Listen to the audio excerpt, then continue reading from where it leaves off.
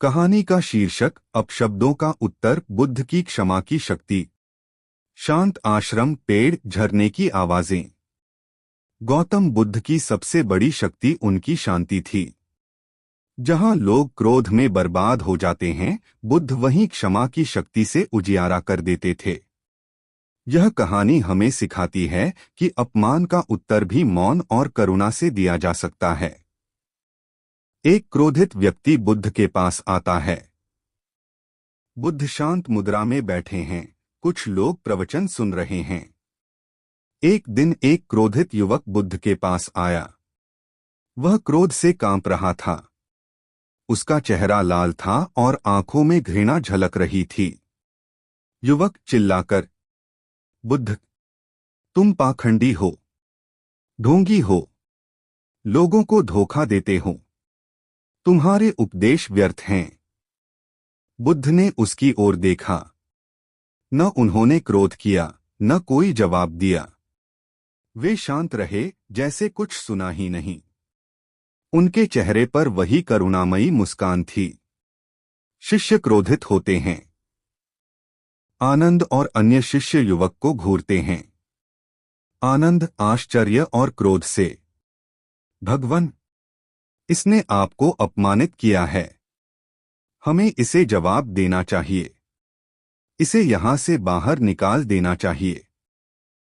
बुद्ध धीरे और शांत स्वर में, आनंद, अगर कोई तुम्हें उपहार देता है और तुम उसे स्वीकार नहीं करते तो वह उपहार किसके पास रह जाता है? आनंद, स्वाभाविक है भगवान, वह उसी के पास रह जाता है जिसने दिया। बुद्ध, तो आनंद, यही बात अपशब्दों पर भी लागू होती है। मैंने उसके शब्दों को स्वीकार नहीं किया। वे उसी के पास लौट गए हैं। युवक का हृदय परिवर्तन। युवक चकित है, फिर उसकी आंखों में पानी आ जाता है। वो युवक जो कुछ क्षण पहले आग उगल रहा था, अब निःशब्द हो गया। उसके हाथ कांपने लगे। उसने बुद्ध के चरणों में सिर झुका दिया। युवक पश्चाताप से, भगवान, मैंने आपसे क्रोध किया, अपमान किया, फिर भी आपने मुझे क्षमा कर दिया। आप सच में बुद्ध हैं।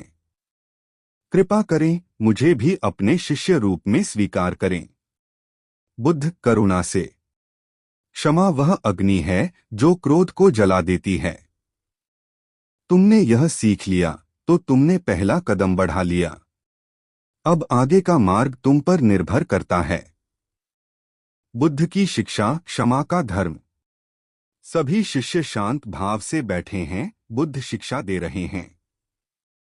बुद्ध संवेदनशील स्वर में, जिसने तुम्हें अपमानित किया वह तुम्हारे हृदय की शांति नहीं चुरा सकता जब तक तुम उसे अनुमति न दो।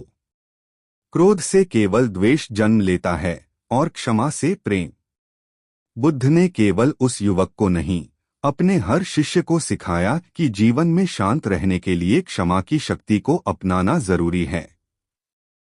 रात का समय, बुद्ध ध्यान मुद्रा में। गौतम बुद्ध की यह कथा हमें बताती है कि अपशब्द का उत्तर अपशब्द से नहीं, अपशब्द को मौन लौटा देने से मिलता है। यही आत्मनियंत्रण है, यही बोधि है। अगर आपको गौतम बुद्ध की यह प्रेरणादायक कहानी पसंद आई हो तो इसे जरूर शेयर करें। कमेंट में बताएं आप कब और कैसे क्षमा का रास्ता अपनाएंगे।